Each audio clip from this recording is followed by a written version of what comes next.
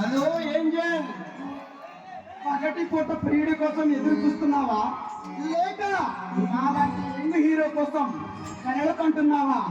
Mister ఎవరంటే ఏమని చెప్పను, నీ అందం చూసి మతి పోగొట్టుకున్నా మహేంద్రుడే. నువ్వు మహేంద్రుడివైనా దేవేంద్రుడివైనా నాకు అనవసరం. మర్యాదగా ఇక్కడ నుంచి వెళ్ళు. ముక్కు మీద కోపంతో మిసమిసలాడుతున్న మల్లేశ్వరి, అంత తొందరపడకో. నేను ఒక్కసారి కమిట్మెంట్ అయితే నా మాట నేనే వినను.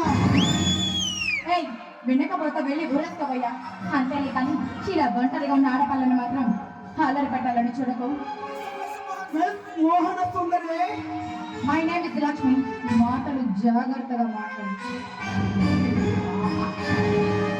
మాటలు ఎలా మాట్లాడాలో నేర్చుకుంటాను. ఈ మాటల మధురముతో నిండిపోయింది.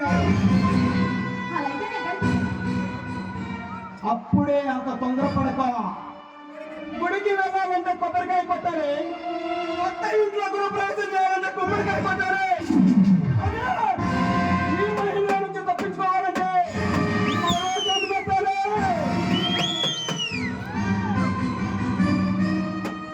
గులాబీలా గుమాయిస్తున్న నీ అందం నన్ను పిచ్చివాణ్ణి చేసింది. నా మాట వినే, నా కవిలను గిరా. మిస్టర్ మహేంద్ర, ఆడవారితో ఎలా మాట్లాడాలో మూడు అది నేర్చుకో. అయినా మీలాంటి రోడ్ సైడ్ మేరకు అందరూ అలానే కనిపిస్తారు.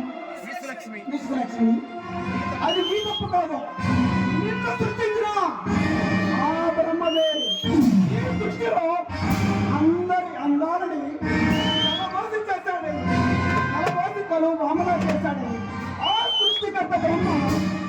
మిస్టర్ మహేంద్ర, ఈ సృష్టిలో పుట్టిన ప్రతి పువ్వు మీ సొంతం అనుకోవడం మీ గతమే అవుతుంది. ఈ లక్ష్మి గొంతులో ప్రాణం ఉన్నంత వరకు నీలాంటి మదం ఎక్కిన వాడికి దక్కే ప్రసక్తే లేదు.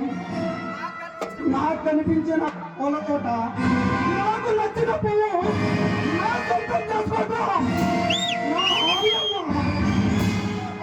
నీ హాబీని రోడ్డు మీద వెళ్ళే ఎవరికైనా చెప్పు, వింటారు. ఎవరో దానికి లక్ష్మి, ఎదురుగా నీవు ఉన్నావుగా, అందుకే నీకో చెబుతున్నాను. చెప్పగానే నువ్వు అనడానికి నువ్వు అనుకునే అమ్మాయిని కాదు. నేను నిన్ను మనస్ఫూర్తిగా ప్రేమిస్తున్నాను. నిన్ను నా హృదయ సామ్రాజ్యానికి మహారాణిని చేస్తాను. ఈ మహిళ మనసుకున్న తర్వాత